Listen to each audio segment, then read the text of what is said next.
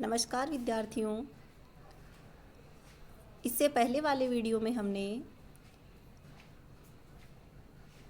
भारतेंदु हरीशचंद्र जी के व्यक्तित्व और कृतित्व पर चर्चा की थी और आज हम उनके नाटक भारत दुर्दशा पर थोड़ी चर्चा करेंगे। तो सबसे पहले हम भारत दुर्दशा नाटक का परिचय देखते हैं।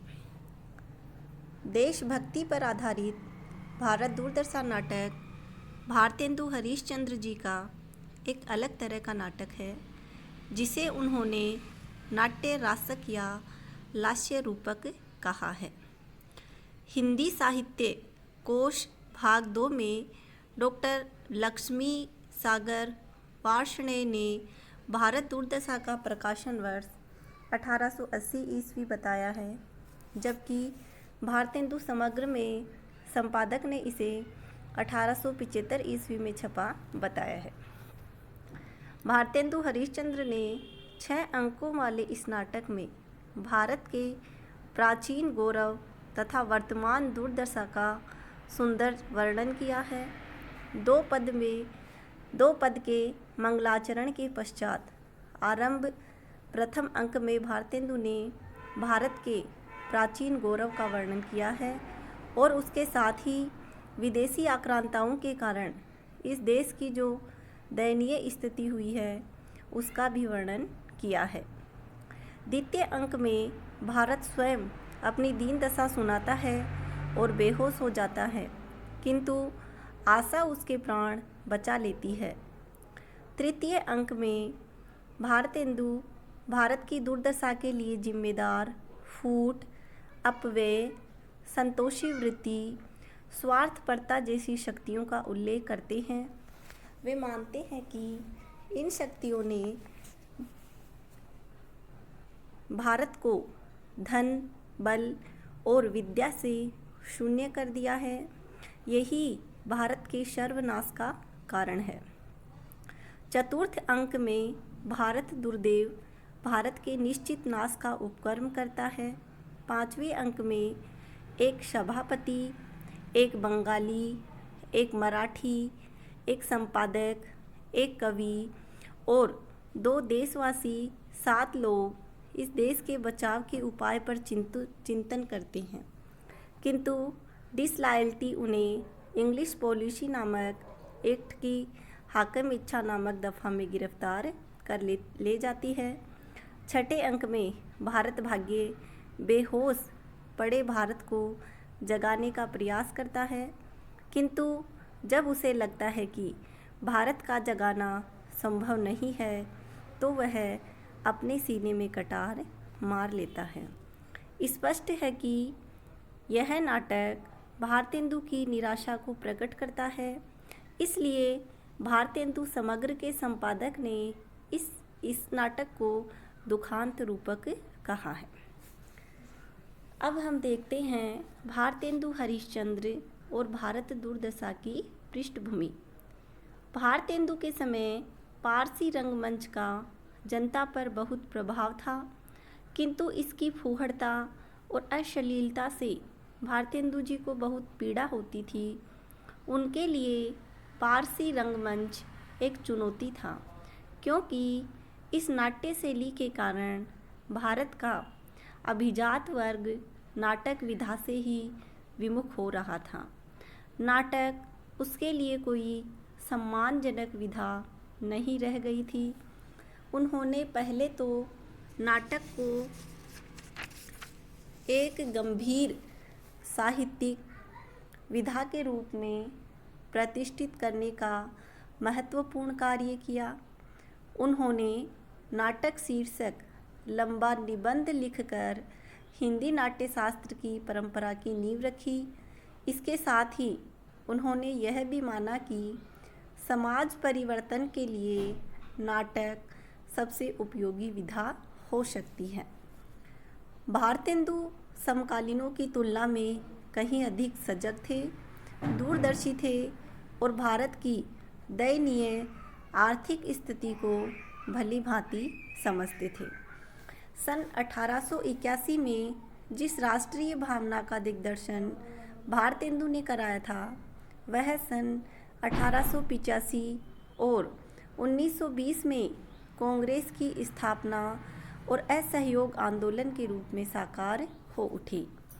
भारतेंदु जी ने सभी विधाओं में सबसे सशक्त माध्यम नाटक को ही माना और वे जानते थे कि नव जागरण और प्रगतिशील चेतना को नाटक के माध्यम से ही उद्भाषित किया जा सकता है।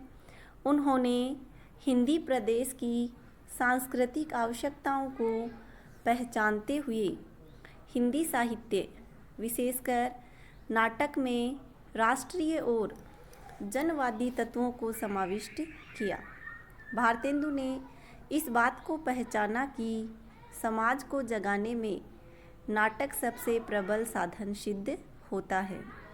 वे केवल एक नाटककार ही नहीं बल्कि प्रतिभाशाली अभिनेता भी थे और उन्होंने अपने इस प्रतिभा का अपनी नाट्य प्रस्तुतियों में बखूबी प्रयोग किया है। भारतेंदु हरिश्चंद्र जी ने हिंदी नाटक को नई दिशा देने का महत्वपूर्ण कार्य किया।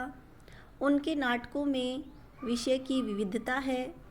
सत्य हरिश्चंद्र और सती प्रत्यय उनके पौराणिक नाटक हैं, तो भारत दुर्दशा और भारत जननी राजनीतिक दृष्टि से एवं राष्ट्रभक्ति के नाटक हैं। प्रेम जोगिनी तथा वेदिकी हिंसा, हिंसा न भवती सामाजिक नाटक है, तो चंद्रावली भक्ति रसपूर्ण नाटक है और नील देवी उनका ऐतिहासिक नाटक है। शैली की दृष्टि से भी उन्होंने भारत की प्राचीन तथा लोक नाट्य शैलियों का प्रयोग किया है, तो पाश्चात्य नाट्य शैलियों में भी वो प्रयोग करने में सक्षम थे। अंधेर नगरी एक प्रहसन है, तो भारत दुर्दशा उनका एक नाट्य रासक है।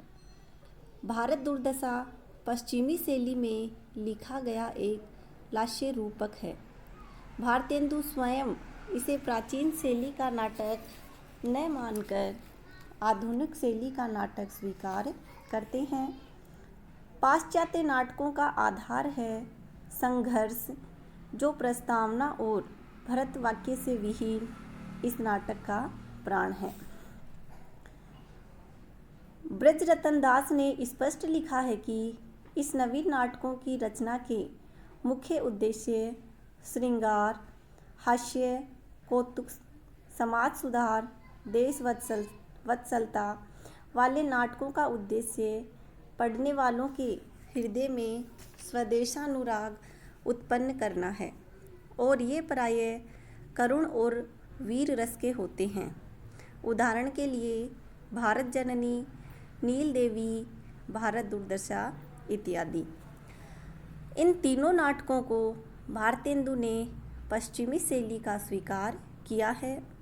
भारत दुर्दशा नाटक की पृष्ठभूमि के रूप में दो बातों को विशेष रूप से रखा जा सकता है।